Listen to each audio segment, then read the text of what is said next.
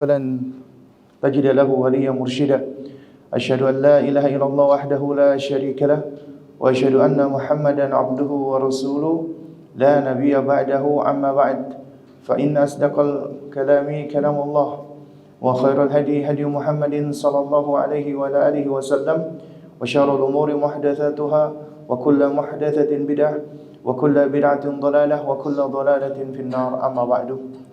Jamaah sidang salat subuh berjamaah yang dimuliakan Allah Subhanahu wa taala. Alhamdulillah, kita bersyukur kepada Allah. Kita diizinkan bersua meskipun kita terlambat ya. Qadarullah wa masya fa'ala, dikarenakan ya sebagaimana disebutkan bahwasanya al-insanu mahallul khata' wa nisyan. Manusia itu tempatnya lupa dan salah. Dan jujur saja saya lupa kalau hari ini ada jadwal dan tidak ingat sama sekali sampai tadi ba'da salat subuh ditelepon kalau ada jadwal di masjid ini, baru kemudian ingat. Dan kemudian di dalam perjalanan tadi kopiah saya hilang, jatuh. Qadarullah wa masya fa'ala. Ya.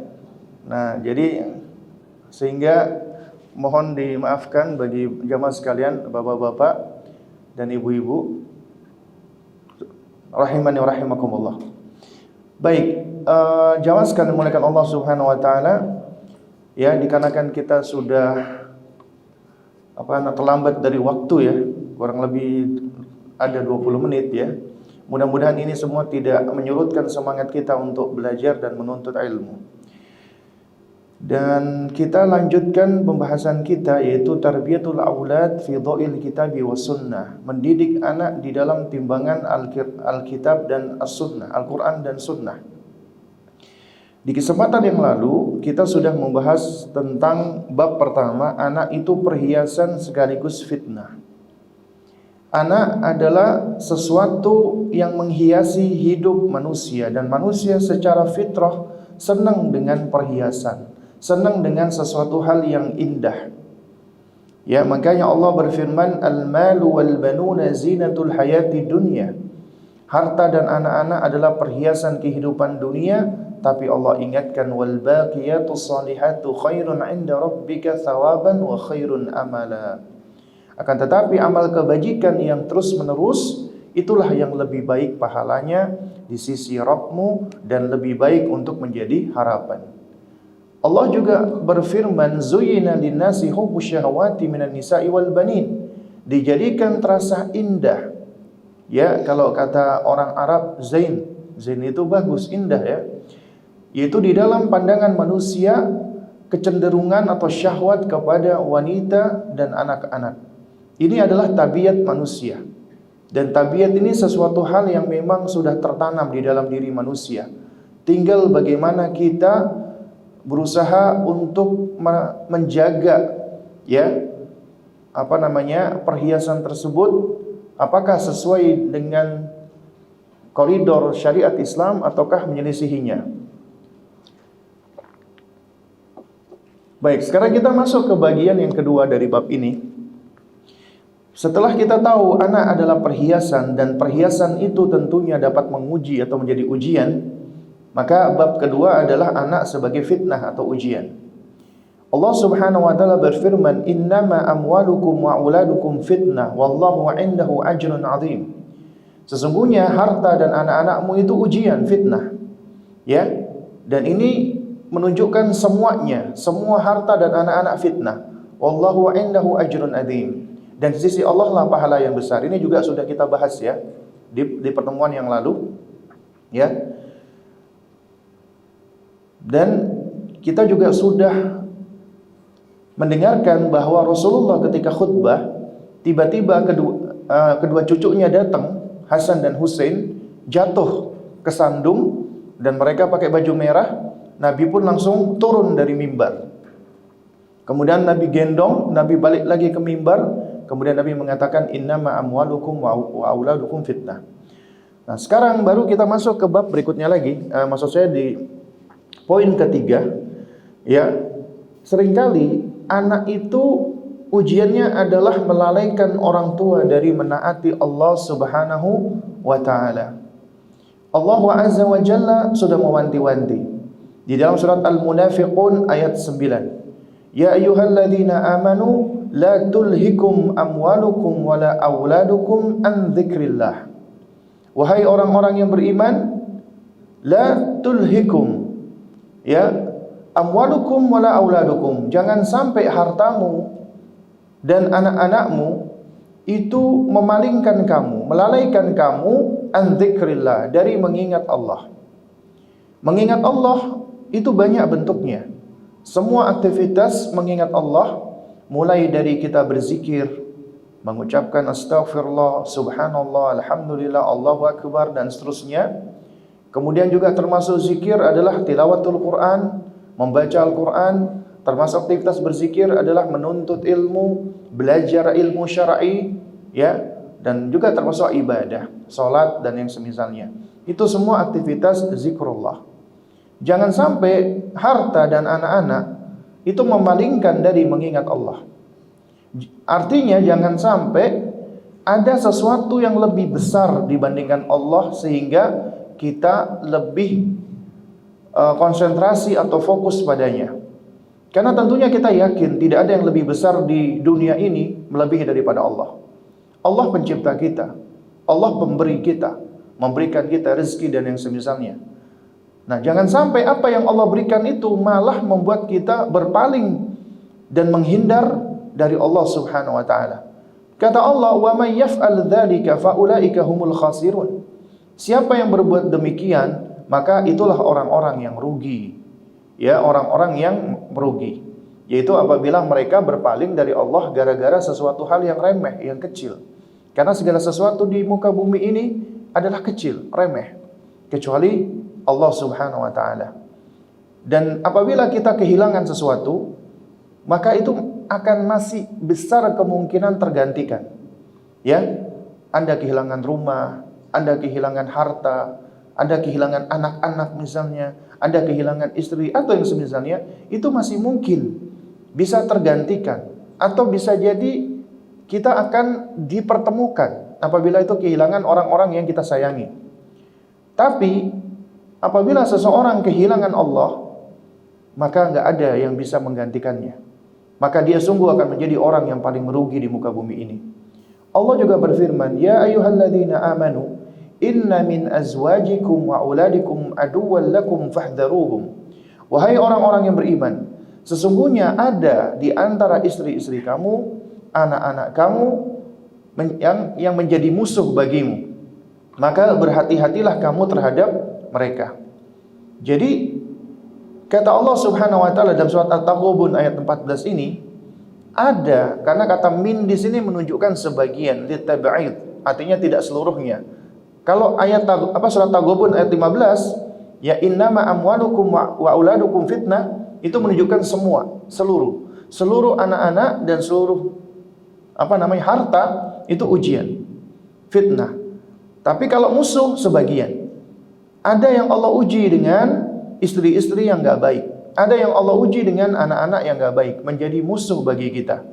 Ya, makanya berhati-hatilah kamu terhadap mereka. Jadi jangan sampai ketika Allah mengkaruniakan kita istri, Allah mengkaruniakan kita anak, ya, kemudian seharusnya pasangan hidup kita menjadi musuh bagi kita, anak yang merupakan buah hati kita juga menjadi musuh bagi kita. Waliyadzubillah wa nas'alullah as-salam wal afiyah. Tapi ternyata ada yang demikian. Dan seringkali ya orang itu cenderung memusuhi kita, apalagi istri dan anak kita, itu enggak lepas dari kesalahan kita. Ya meskipun tidak semuanya. Tapi Allah menciptakan ada yang namanya ya hukum sebab akibat. Ya. Nah, karena itu segala keburukan itu kaidahnya, wa ma asabaka min hasanatin fa min Allah, wa ma asabaka min sayyi'atin fa min nafsika. Kebaikan yang menimpa engkau itu dari Allah. Maka katakan hadza min fadli rabbi. Tapi apabila keburukan menimpa engkau, misalnya berupa ujian, maka itu dari dirimu sendiri. Karena semua kaidah yang ditunjukkan di dalam Al-Qur'an, segala bentuk keburukan berupa ujian, Jangan katakan itu dari Allah, tapi katakan itu dari diri kita sendiri, ya. Wa ma asabaka min musibatin fabima kasabat aydikum. Tidaklah musibah yang menimpa kalian melainkan itu karena perbuatan tangan kalian sendiri. Jadi semua bentuk ujian, semua bentuk musibah itu enggak lepas dari kesalahan kita. Ya. Pasti itu. Karenanya siapa yang diuji kemudian dia merasa, apa salahku ya Allah? Kenapa engkau uji seperti ini? Apa dosaku? Ini adalah orang-orang yang sombong, tidak tahu diri, dan bahkan ujiannya itu bukan menambah kebaikan untuknya ketika dia mau kembali bertobat kepada Allah, tapi menambah azab baginya. Azab di dunia dan azab di akhirat. Karena dia malah menyalahkan Allah Subhanahu wa taala. Padahal ujian itu peringatan bagi Allah agar kita kembali kepada Allah, bertaubat kepada Allah, inabah kepada Allah. Ya, baginda Nabi yang mulia alaihi wassalam, beliau juga bersabda, al-auladu majbanatun mabkhalatun. Anak itu adalah penyebab sifat pengecut dan kikir orang tuanya. Ya. Jadi ternyata anak bisa menjadikan orang tua itu pengecut. Tadinya pemberani sebelum menikah, ya. Kemudian setelah menikah punya anak, wah nanti kalau aku kenapa-kenapa ini anakku jadi anak yatim nih. Ya, padahal semua ketentuan di tangan Allah Subhanahu wa taala. Ya, anaknya menyebabkan dia berpaling dari keberanian yang terpuji, ya. Demikian pula, tadinya dia orang yang dermawan, suka menolong, suka membantu, punya anak jadi pelit. Ya, jadi anak itu bisa menjadi penyebab ya sifat pengecut dan sifat kikir. Nah, baik, kita lanjutkan lagi jemaah sekalian yang dimuliakan Allah, yang punya e-booknya bisa dibuka di halaman 31, yaitu kita masuk ke bab yang berikutnya. Ini bab penting dan ini menjadi pilar dan menjadi pondasi di dalam pendidikan anak yang paling tinggi, yaitu doa. Doanya para nabi dan orang soleh di dalam meminta keturunan. Kalau kita perhatikan di dalam Al-Quran, ya jamaah, ketika Al-Quran berbicara tentang anak, entah itu anak sebagai qurratul a'yun, entah itu anak sebagai sebagai perhiasan, sebagai hibah, pemberian, kemudian anak sebagai ujian, bahkan anak sebagai musuh, itu semua datang di dalam Al-Quran dengan dengan cara khabar, yaitu pemberitahuan ya dari Allah Subhanahu wa taala yang seringkali mengandung peringatan. Tapi ketika Allah berbicara tentang anak yang soleh, qurratul a'yun, anak yang bisa menjadi penyejuk mata, ya keturunan-keturunan yang baik, hampir semuanya datang di dalam Al-Quran itu dalam format doa. Doanya orang soleh, doanya Nabi dan Rasul. Ya, hampir semuanya. Ketika bicara tentang anak baik, anak soleh, anak menjadi penyejuk mata. Ya, ini sebagaimana yang disebutkan di sini. Pertama, contohnya doanya para nabi. Doanya Nabi Zakaria alaihissalam. Allah abadikan dalam surat Ali Imran ayat 38. Allah Subhanahu wa taala menceritakan tentang Zakaria, hunalika da'a Zakaria rabbahu. Di sanalah Zakaria berdoa kepada Rabb-nya. Maksudnya para ulama, hunalika adalah ketika beliau mengunjungi mihrabnya Maryam, keponakan beliau yang menjadi anak asuh beliau. Ya. Jadi setelah ibunya tidak ada, yang turut membantu untuk membesarkan Maryam alaihissalam, wanita istimewa, bahkan paling istimewa karena satu-satunya wanita yang disebutkan namanya di dalam Al-Quran. Tidak ada wanita yang disebutkan namanya dalam Al-Quran kecuali Maryam alaihissalam. Makanya Nabi mengatakan, ya, sayyidatu nisa'i ahlil jannah arba'ah. Ya, sayyidahnya atau pembesarnya wanita-wanita ahli surga ada 4. Pertama Maryam bintu Imran, kedua Asia bintu Muzahim, istrinya Fir'aun alaihi laknatullah. Yang ketiga adalah siapa? Khadijah bintu Khuwailid. Yang keempat adalah Fatimah bintu Muhammad sallallahu alaihi wasallam. Itu 4 wanita yang disebutkan oleh Nabi sebagai sayyidatu nisa'i ahlil jannah, yaitu penghulunya wanita-wanita ahli surga. Di antaranya Maryam. Maryam wanita yang istimewa, ya, yang Allah istimewakan. Nah, di antara keistimewaan Maryam, beliau ternyata diasuh oleh seorang nabi bernama Zakaria alaihissalam. Ya, disebutkan oleh para ulama Zakaria ini ya menikahi bibinya beliau. Ya, adik perempuan dari ibunya Maryam yang bernama Hana. Nah, Zakaria itu seringkali mengunjungi mihrabnya Maryam. Maryam itu beribadah, mengabdikan diri, beribadah kepada Allah di mihrabnya, dan enggak boleh seorang pun masuk kecuali hanya Zakaria. Ya. Beliau menutup diri dari semua laki-laki yang ada. Beliau fokuskan dirinya untuk beribadah. Nah, ketika di mihrab ini Zakaria heran. Beliau dapati di musim panas ada buah-buahan musim dingin. Di musim dingin ada buah-buahan musim panas. Kemudian Zakaria bertanya, "Dari mana engkau dapatkan ini?" Maka Maryam mengatakan bahwasanya itu adalah pemberian dari Allah. Ya. Dan Allah ketika memberikan rezeki, ya, itu tanpa hisab, tanpa perhitungan. Kemudian terbetik di dalam diri Zakaria apabila Allah Azza wa Jalla, ya, sementara Zakaria sudah dalam usia tua. Usianya udah enggak muda lagi, udah usia tua, istrinya mandul. Kemudian muncul atau terbetik di dalam dirinya apabila Allah mampu dan mudah bagi Allah memberikan kepada Maryam misalnya buah-buahan di musim panas, di musim dingin, buah-buahan musim dingin di musim panas, maka tentunya mudah bagi Allah untuk mengkaruniakan aku seorang anak. Akhirnya di situ Zakaria alaihissalam langsung beliau berinisiatif untuk berdoa. Hunalika da'a Zakaria rabbahu. Di sanalah Zakaria berdoa kepada Rabbnya. Qala, beliau berkata, Rabbi habli min ladunka dzurriyyatan thayyibatan innaka sami'ud du'a. Wahai Rabbku, karuniakanlah kepadaku dari sisi Engkau anak yang saleh, anak yang baik, karena sesungguhnya Engkau Maha mendengarkan doa. Kita belajar dari sini ya jamaah. Ya, jangan pernah berputus asa. Meskipun antum udah umur setua apapun, istri antum juga demikian. Ketika antum menginginkan anak yang baik, yang saleh, terus berikhtiar, terus berusaha. Jangan pernah berhenti. Ya. Karena selama kita masih bisa bergerak ke sana kemari, kita masih bisa bernafas dengan baik, maka kemungkinan kita untuk punya keturunan masih ada. Yang penting usaha. Adapun hasil nanti di tangan Allah. Ya, kita belajar dari sosok orang-orang soleh yang Allah abadikan di dalam Al-Quran, hampir semuanya Allah karuniakan di usia tua mereka. Baik itu Ibrahim alaihissalam, ya, termasuk Zakaria alaihissalam, termasuk ya Imran alaihissalam. Bahkan Imran di usia tuanya kepingin punya anak. Ketika istrinya hamil mengandung, sebelum istrinya melahirkan, Imran bapaknya Maryam, beliau wafat, meninggal dunia. Ya. Artinya jangan pernah kita berputus asa. Ya, sebetapapun kondisi kita, Allah tetap yang Maha menentukan. Tetap terus berdoa, meminta kepada Allah Azza wa Jalla. Zakaria demikian, beliau meminta kepada Allah agar Allah mengkaruniakan kepada beliau keturunan yang baik dari sisi Allah. Dan kemudian beliau tutup doanya dengan menyebut nama dan sifat Allah. Itu diantara adab ketika kita doa, ya innaka sami'ud du'a. Sesungguhnya Engkau ya Allah Maha mendengarkan doa.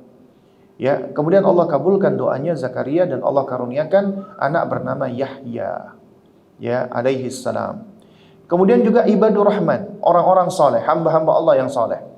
Juga mereka berdoa meminta kepada Allah agar dikaruniakan anak-anak yang bisa menjadi penyejuk mata, menyejukkan mata, menyejukkan hati. Surat Al-Furqan ayat 74. Ya, walladzina yaquluna rabbana hab lana min azwajina wa dhurriyyatina qurrata a'yun waj'alna lil muttaqina imama. Dan orang-orang yang berkata, yaitu ibadur rahman, mereka berdoa, Rabbana, wahai Rabb kami, hab lana, ya karuniakanlah kepada kami min azwajina, yaitu istri-istri kami. Yang pertama, ini ada apa ya namanya? Kaidah sebenarnya. Yaitu hendaknya ketika Anda berdoa pengen punya anak yang soleh, awali minta istri yang solihah. Ya. Minta wanita-wanita yang solihah. Jadi, ya Rabb kami, karuniakanlah kepada kami istri-istri kami, baru kemudian wa dzurriyyatina, dan keturunan-keturunan kami qurrata a'yun, yang bisa menjadi penyejuk mata. Jadi kita minta agar Allah berikan kepada kita istri yang bisa menjadi penyejuk mata dan anak yang bisa menjadi penyejuk mata. Waja'alna lil muttaqina imama, dan jadikanlah kami sebagai imam atau panutan bagi orang-orang yang bertakwa. Ya, ini doanya ibadur rahman.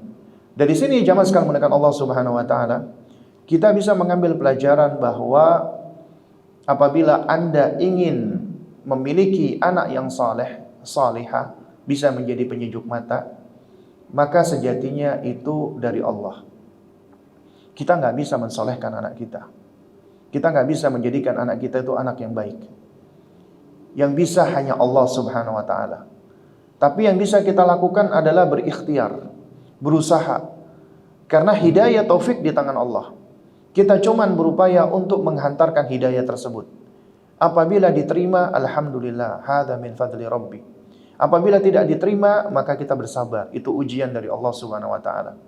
Allah akan menghisap ikhtiar kita, upaya kita, usaha kita, bukan hasilnya. Karenanya apabila ada seseorang, dia udah berusaha, berjibaku untuk mendidik anaknya semampu dia, ternyata anaknya menjadi anak yang tidak baik, maka tidak menjadikan dirinya terhina. Tidak menjadikan dirinya itu buruk atau jelek. Sebagaimana Nabi Nuh alaihissalam. Gak ada yang mengatakan Nabi Nuh itu ayah yang gagal. Meskipun anaknya kafir. Gak ada yang mengatakan Nabi Nuh alaihissalam adalah suami yang gagal. Meskipun istrinya kafirah. Ya, wanita-wanita yang tidak beriman. Termasuk wanita yang dijanjikan dengan neraka, dengan siksa. Tapi gak menjadikan Nabi Nuh itu sosok yang gagal. Kenapa? Karena Nabi Nuh udah berusaha habis-habisan. 950 tahun beliau berdakwah siang dan malam. Yang mengimani beliau hanya sedikit, ya. Wa ma amana ma'ahu illa qalil, kata Allah Subhanahu Wa Taala. Tidak ada yang mengimani beliau kecuali sedikit. Dan demikianlah sunnatullah. Seringkali orang-orang yang mengajak kepada al-haq, orang-orang yang mengajak kepada kebenaran, orang-orang yang mengajak kepada Al-Quran dan sunnah yang sahihah, orang-orang yang mengajak kepada ajaran Islam yang murni sebagaimana yang dibawa oleh Rasulullah sallallahu alaihi wasallam, itu enggak banyak, sedikit. Ya. Karenanya ketika Nabi diperintahkan Allah untuk mengajak ya orang-orang Quraisy agar mentauhidkan Allah, mengucapkan la ilaha illallah, sementara mereka semua sepakat Nabi adalah orang yang jujur. Nabi adalah orang yang berakhlak mulia. Nabi enggak pernah berdusta sama sekali. Tapi ketika Nabi mengumpulkan mereka ya di atas sebuah bukit, kemudian Nabi sampaikan, kalau sekiranya aku sampaikan kepada kalian di belakang bukit ini ada sepasukan lengkap ya dengan persenjataan, dengan dengan perabotannya, apakah kalian mempercayai saya?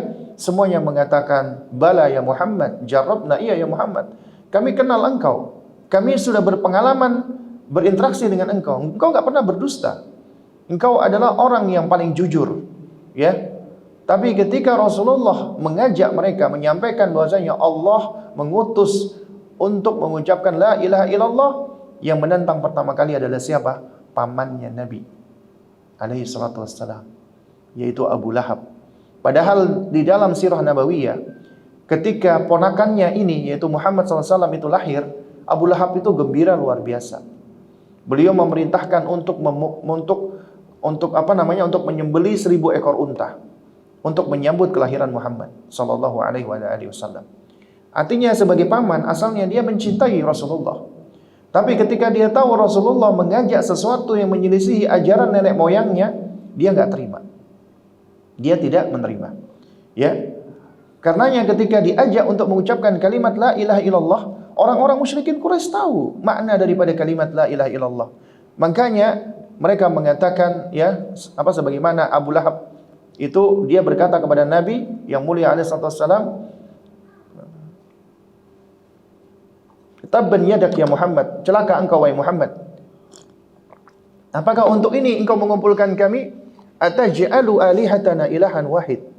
Apakah engkau hendak menjadikan ya sesembahan-sesembahan yang ada ini menjadi satu sesembahan saja? Nah, itu satu hal yang menurut mereka aneh. Makanya ya Abu Lahab mengatakan, ya hadza syai'un ujab. Aneh sekali apa yang engkau serukan ini wahai Muhammad. Engkau hendak menjadikan semua sesembahan hanya menjadi satu sesembahan saja. Ini aneh. Ya. Baru kemudian Allah turunkan surat Al-Lahab. Ya, surat Al-Lahab. Nah, jamaah sekalian mulakan Allah. Itu kata sebagian ulama, ya, apabila Abu Lahab kepengen untuk membantah Rasulullah, menghancurkan Rasulullah, dan untuk membatalkan keabsahan Al-Quran, bisa dia pura-pura masuk Islam. Bisa dia pura-pura masuk Islam. Karena di antara ayat-ayat Makkiyah di awal-awal yang turun itu adalah surat Al-Lahab, isinya kecelakaan bagi Abu Lahab dan istrinya. Nah, berarti Abu Lahab dan istrinya ini celaka. Udah dijanjikan neraka. Sekiranya Abu Lahab ini ingin menghancurkan Islam, ingin menghancurkan risalah, dia bisa pura-pura masuk Islam. Loh, lihat tuh. Ya, tapi ternyata kenyataannya tidak demikian. Kenapa? Karena apa yang Allah tentukan pasti berlaku. Karena Al-Quran itu hak di sisi Allah Subhanahu wa taala. Karenanya ini bisa menjadi argumentasi bagi mereka-mereka yang menolak tentang keabsahan Al-Quran. Di antara salah satu buktinya adalah apa? Adalah Abu Lahab hingga matinya dalam keadaan kafir. Padahal dia bisa berpura-pura. Untuk apa? Untuk ketika dia ingin membantah agama tauhid ini. Nah, di sini jamaah sekalian muliakan Allah Subhanahu wa taala, yang ingin kami sampaikan adalah ajaran Rasulullah SAW di zaman itu adalah ajaran yang aneh, ajaran yang asing bagi kaum saat itu. Makanya Nabi mengatakan badal Islamu ghoriban.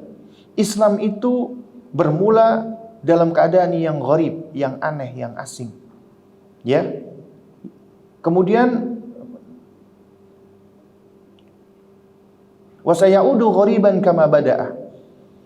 Dan akan kembali asing, akan kembali aneh sebagaimana awalnya. Ya, akan menjadi aneh lagi. Kemudian kata Nabi, fatuba lil ghuraba, maka beruntunglah, berbahagialah orang-orang yang aneh, orang-orang yang asing. Al-ghuraba artinya adalah orang-orang yang asing di tengah orang-orang yang rusak. Al-ghuraba adalah orang-orang yang muslih, melakukan perbaikan di tengah orang-orang yang melakukan kerusakan. Dan al-ghuraba adalah orang yang berpegang dengan Al-Quran dan sunnah Nabi meskipun mereka dicela, dijelek-jelekkan, didiskriminasi atau yang semisalnya. Ya, karenanya kita nggak takut dengan celaan manusia.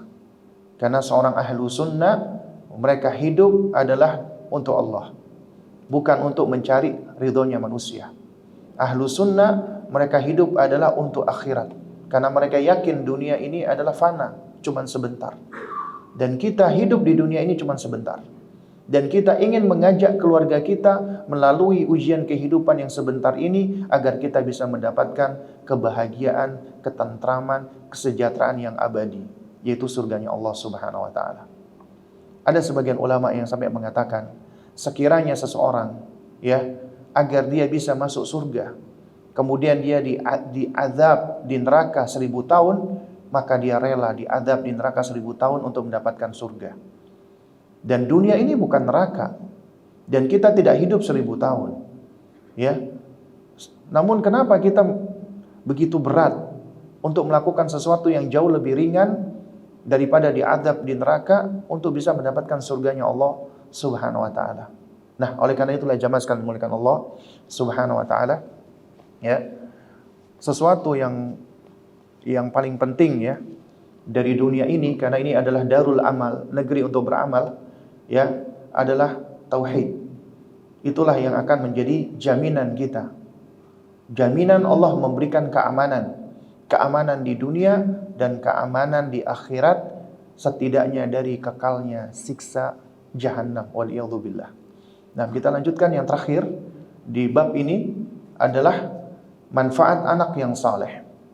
Anak yang saleh adalah nikmat dari Allah. Makanya jangan kita katakan siapa dulu dong orang tuanya, siapa dulu dong ayahnya, ya, atau ibunya. Karena itu adalah karunia dari Allah. Sebagaimana sabda Nabi SAW, "Idza mata ibnu Adam in qata'a 'amaluhu illa min thalathah."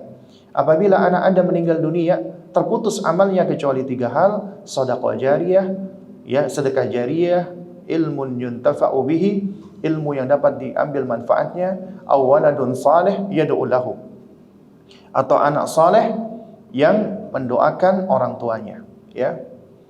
Nah, ini adalah 3 hal yang bermanfaat. Nah, jadi ketika kita meninggal dunia udah selesai, ya, udah selesai hubungan kita sama dunia ini. Tapi ada peninggalan yang kita tinggalkan yang masih bisa memberikan manfaat. Entah itu pahala jariah atau dosa jariah. Waliyadzubillah. Tinggal kita pilih ini. Kita ingin mendapatkan pahala jariah atau dosa jariah. Karena ada dosa yang mengalir. Anda mengajarkan keburukan kepada anak Anda, ya, kemudian ditiru oleh anak Anda, maka itu akan menjadi dosa jariah. Ya, Anda mengajarkan kemaksiatan, Anda mengajarkan kesyirikan, Anda mengajarkan bid'ah misalnya kepada anak Anda, dipraktekkan oleh mereka. Atau seorang ulama, seorang ustadz, seorang kiai mengajarkan kepada umatnya sesuatu yang tidak benar, kemudian selalu diikuti. Maka setiap kali umatnya mengikuti ajaran yang tidak benar ini, orang tersebut akan dapat dosa mengalir. Ya, karena itu makanya kita harus memperhatikan apa yang kita tinggalkan di muka bumi ini. Jangan sampai malah menjadi dosa jariah. Yang kita harapkan bisa menjadi pahala jariah. Ya. Nah, di antara amal tersebut karena Nabi mengatakan inna auladakum min kasbikum. Sesungguhnya anak-anakmu itu termasuk jerih payahmu. Sehingga apa yang dilakukan oleh anak berupa kebaikan-kebaikan dan itu adalah hasil dari pendidikan kita. Sekecil apapun itu bisa menjadi pahala jariah bagi kita. Termasuk anak yang mendoakan orang tuanya. Doanya anak itu sangat bermanfaat. Kita nggak pungkiri, doanya orang beriman kepada orang beriman yang lainnya itu bermanfaat. Meskipun tidak saling mengenal. Anda berdoa, Allahumma gfir lil muslimina wal muslimat. Ya, itu bermanfaat. Ya, Anda mendoakan orang beriman agar Allah ampuni mereka, itu bermanfaat. Ya, sesuai dengan kehendak Allah. Tapi manfaat yang paling tinggi adalah doa anak kita. Doanya anak kepada orang tuanya. Itu yang paling tinggi. Ya. Karenanya di dalam hadis ini para ulama menerangkan ketika dikatakan waladun saleh yad'u lahu, ya, apabila Anda ingin mengukur kesolehan diri Anda, apakah Anda anak yang soleh atau tidak, adalah sejauh mana Anda mendoakan orang tua Anda. Karena itu apabila kita punya orang tua sudah meninggal dunia, ya, kita ingin supaya orang tua kita itu tetap bisa mendapatkan kebaikan meskipun sudah berkalang tanah, kita doakan orang tua kita. Jangan pernah kita pelit dan bakhil untuk mengucapkan doa bagi mereka. Ya, dan doa yang paling penting bagi mereka adalah ampunan, maghfirah. Ya, dibandingkan yang lainnya. Dan yang paling penting bagi mereka adalah ampunan, agar Allah mengampuni dosa-dosa mereka. Ya, sebagaimana disebutkan di dalam sebuah hadis yang diriwayatkan oleh Imam Ahmad, Nabi SAW bersabda, "Innar rajula la turfa'u darajatuhu fil jannah." Ada seseorang diangkat derajatnya di surga, udah masuk surga, merasakan nikmat luar biasa, diangkat lagi ke tingkat surga yang lebih tinggi. Fayaqulu, maka dia heran, dia berkata, ya, fa anna li hadza, dari mana aku dapatkan ini ya Allah? Kenapa aku bisa diangkat levelku dari surga ke tingkat yang lebih tinggi surganya? Fayuqalu, maka dijawab, bistighfari waladika laka. Bistighfari waladika laka. Lantaran istighfarnya anakmu kepadamu. Bisa jadi ketika ya kita meninggal dunia, anak kita itu mulai dari mudanya sampai tuanya mendoakan Rabbighfirli wali walidayya, Rabbighfirli wali walidayya. Wahai Rabbku, ampuni aku dan kedua orang tuaku. Dia baca dalam kesehariannya, ketika selesai sholat, ketika di dalam doa apapun, dia selalu mendoakan orang tuanya. Allah nggak akan menyia-nyiakan, karena doanya anak yang saleh itu bermanfaat bagi orang tuanya. Ya, ketika anak mendoakan ampunan untuk orang tuanya, Allah ampuni dosa orang tuanya. Yang tadinya mungkin dosa orang tuanya begitu berlimpah dan banyak, ya, dengan sebab anaknya memohonkan ampun, Allah ampuni dosa orang tuanya. Dan semakin banyak dia beristighfar untuk orang tuanya, akhirnya dosanya habis. Sehingga yang tersisa adalah amalnya. Dan anak adalah bagian dari amal solehnya. Dan dengan sebab istighfarnya itu, Allah angkat derajatnya di surga. Allahu Akbar. Siapa di antara kita yang gak kepengen ya jamaah, ya, kita bisa masuk surga? Dan siapa di antara kita yang tidak melakukan perbuatan dosa? Kita semua berdosa. Ya. Dan yang dapat menghapuskan dosa kita istighfar. Istighfar kita sendiri. Itu yang lebih utama. Tapi kalau kita udah nggak mampu beristighfar, karena kita sudah meninggal dunia, maka apa yang kita tinggalkan? Yaitu anak kita yang saleh, yang mengistighfarkan kita, yang memohonkan ampun ya untuk kita kepada Allah Subhanahu wa taala. Nah, lalu kemudian yang terakhir ya, di sini Nabi SAW bersabda, sab'un yajri lil 'abdi ajruhunna min ba'di mautihi wa huwa fi qabrihi. Ada 7 perkara, 7 hal yang pahalanya akan selalu mengalir kepada seorang hamba meskipun dia sudah wafat. Dia setelah kematiannya dan dia berada di dalam kuburannya. Jadi ada 7 hal. Yang pertama adalah man 'allama ilman, yaitu adalah orang yang mengajarkan ilmu, tentunya ilmu yang bermanfaat. Ilmu paling bermanfaat ilmu Al-Qur'an dan Sunnah, ilmu syar'i. Ya. Itu yang pertama. Yang kedua, au kara nahara, yaitu orang yang mengalirkan sungai. Ya, yang mengalirkan sungai. Sungainya tidak ditutup, tidak dibendung, dialirkan agar orang bisa mengambil manfaat. Manfaat untuk berwudu, manfaat untuk mandi, manfaat untuk untuk tanaman dan yang semisalnya. Au hafara bi'ra, atau orang yang menggali sumur. Makanya di antara amalan yang dapat mengalirkan pahala ketika seseorang nyumbang khususnya di daerah-daerah kesulitan air, yaitu menggali sumur. Ini banyak dilakukan oleh orang-orang Saudi, orang Kuwait, orang Qatar di dalam proyek-proyek ya mereka ya, proyek-proyek masyru' ya, proyek-proyek dalam rangka untuk kemaslahatan ya, mereka enggak segan-segan menyumbang dengan uang yang besar di daerah Afrika atau di daerah yang lain untuk apa? Untuk menggali air. Karena itu akan mengalirkan pahala yang terus-menerus. Ya. Au ghorasa nakhla, atau orang yang menanam pohon kurma. Ya. Karena pohon kurma itu pohon yang paling bermanfaat. Diibaratkan seperti seorang mukmin. Pohon kurma itu ya jamaah, ya semuanya bermanfaat. Mau batangnya, mau pelepahnya, mau buahnya, ya itu hampir semuanya memberikan kemanfaatan. Pohon kurma itu. Au bana masjidah, atau orang yang membangun masjid. Ya. Orang yang bangun masjid, kemudian orang salat di dalamnya, setiap kali ada orang salat di dalamnya, yang membangun masjid mendapatkan pahalanya. Allahu akbar.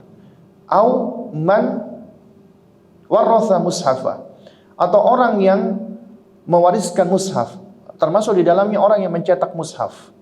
Mencetak mushaf, atau orang yang beli mushaf kemudian ditaruh di masjid, dan di masjid akhirnya dibaca oleh orang-orang yang salat. Dia akan selalu mendapatkan pahalanya.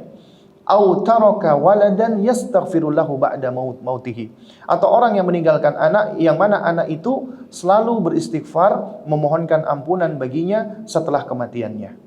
Maka inilah 7 hal yang bermanfaat ya, 7 hal yang akan selalu mengalirkan pahala bagi seorang hamba. Nah, ini terakhir ya, itu di dalam catatan kaki. Jadi disebutkan ilmu yang diajarkan, ilmu bermanfaat yang diajarkan dan disebarkan, anak soleh yang ditinggalkan yang mendoakan orang tuanya, mushaf yang diwariskan, masjid yang dibangun, termasuk shelter, tempat perlindungan bagi musafir. Ya, sekarang ini ada ya sebagian dari kawan-kawan kita, mereka itu membangun masjid. Seperti contohnya ada Masjid Ahmad Dahlan di Gresik. Ya, saya pernah beberapa tahun yang lalu ke sana ya. Ini dibangun oleh salah seorang, masya Allah ya. Dia bangun masjid, itu bukan cuma masjid, tapi ada shelter. Karena ini masjid tempat orang yang dari Lamongan, Gresik itu lewat, mereka bisa beristirahat. Jadi mereka bisa beristirahat untuk melakukan perjalanannya. Ada shelternya di situ. Ya, itu juga suatu hal yang akan memberikan manfaat. Ya. Nah, lalu kemudian sungai yang dialirkan dan sedekah yang dikeluarkan di kala sehat, ya, dan juga sakit. Ini semua akan sampai pahalanya kepada orang tersebut. Nah, mungkin ini yang bisa disampaikan di kesempatan kita pada pagi hari ini.